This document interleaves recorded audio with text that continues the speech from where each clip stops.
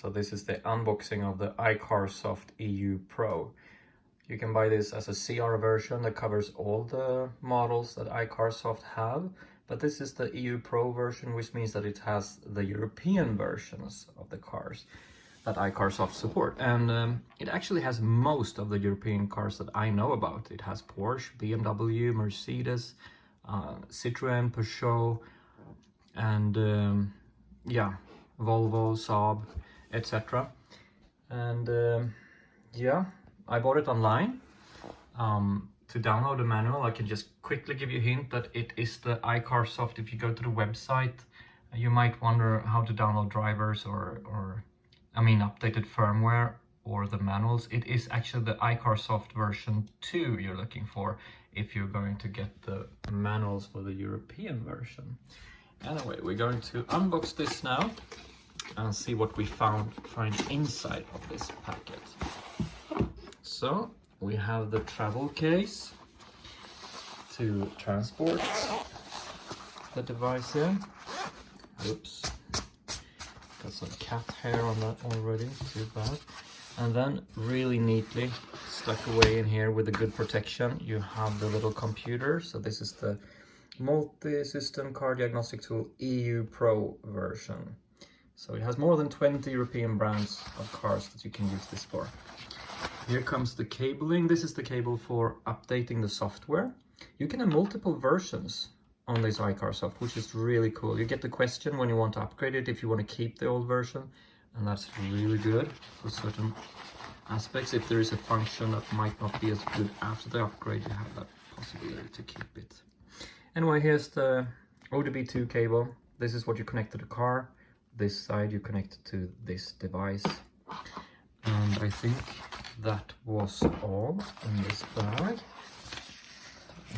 Okay, here we have some instruction book. Good to know.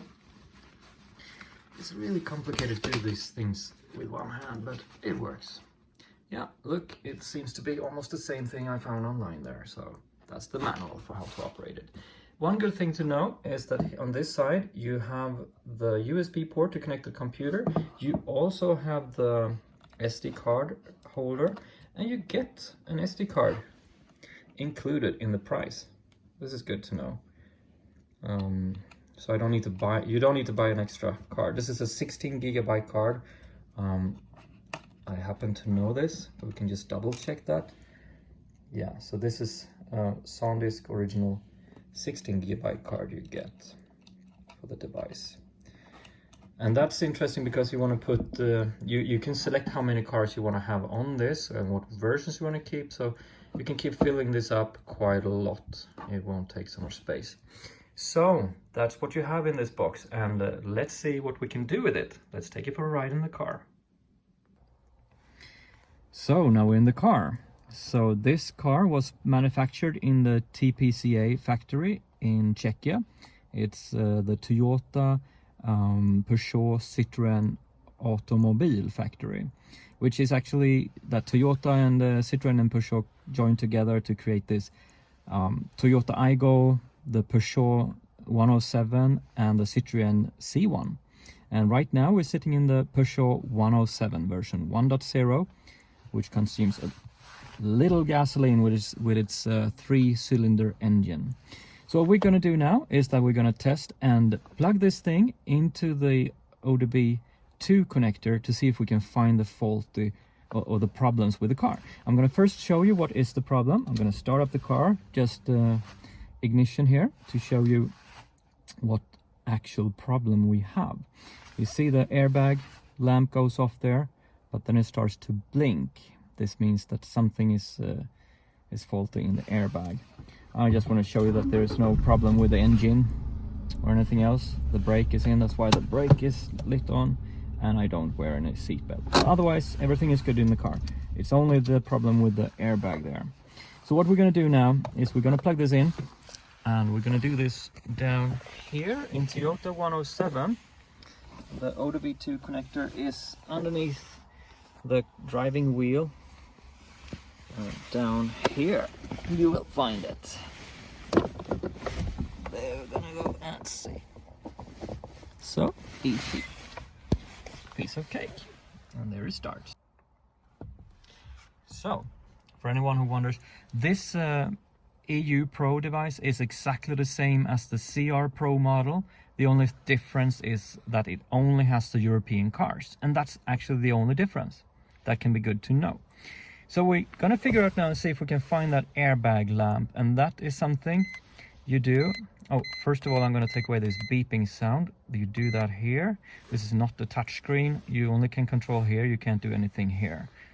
Could be good to know. But the buzzer, I'm gonna take that away. That's a typical thing that annoys a lot of people, I've noticed. You go back up here, you enter down here. So we go back up into the diagnostic tool, press enter. And here we're gonna choose what car we have. You see all the car models you have here. Plenty amount of cars. But I have a Peugeot. And this is the Peugeot model. So here you see I only have version 11.13. It's okay. Only the 11.30 version. But here I can actually store a lot of other versions if there would be any reason I would like to have that.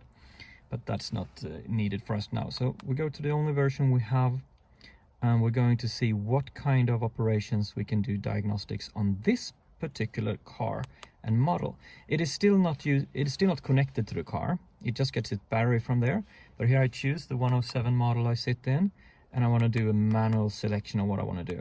So first now, after I have clicked the SRS airbag here, this is when it starts connecting to the car. So let's take a look. SRS airbag. Now it's initializing and communicating. And here what I want to do is to read the fault code to start with. And state permanent, internal to the ECU. Okay, and here I got 5 different alerts, you can see. So I'm going to go through them here. The first one here is I have no clue. Second one is intermittent, internal to the ECU. Passenger level 1 airbag ignition module open circuit. Okay, this is good. So I know it's on the passenger seat.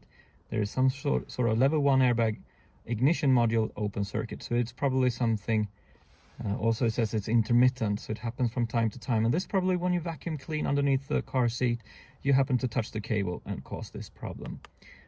Driver's side front side airbag ignition module open circuit is also intermittent here. It doesn't say current, because that's if you have a current problem. I'm not sure what permanent means though, but I know that current is an existing problem. So I guess I have to read the manual a little bit to know what these problems actually are. So driver side front side airbag, and the last one here, the 5 of 5 errors, is the passenger side front side airbag ignition module open circuit, intermittent here as well. So this could have happened just once or twice or something, and doesn't necessarily need to be a total problem. However, it's good to keep an eye on this, internal to the ECU, B1000. That I would probably need to see what that could be. But as I have recorded these things now, I can try out to clear them, and we're gonna see what happens on the blinking in the background to see if that goes away. So let's go down to clear fault memory. Fault code and freeze data information will be erased. Are you sure to continue? And I say F2 to continue here. F2 means okay. Erase operation done. And now you noticed the blinking is gone. So I suddenly don't have that issue anymore. Erase operation is done. I can just turn off the car now. And if we turn it on again, we'll see if I get the error back. Here you see there it goes away, and it's gone. Mm-hmm. Isn't that nice? Okay. Wow. Great, people. That was well worth the money. Have a good day. Bye-bye. And just as a final thing also, I want to show you. No more issues with any blinking lamps or anything. There we go. So, no problems anymore. Great.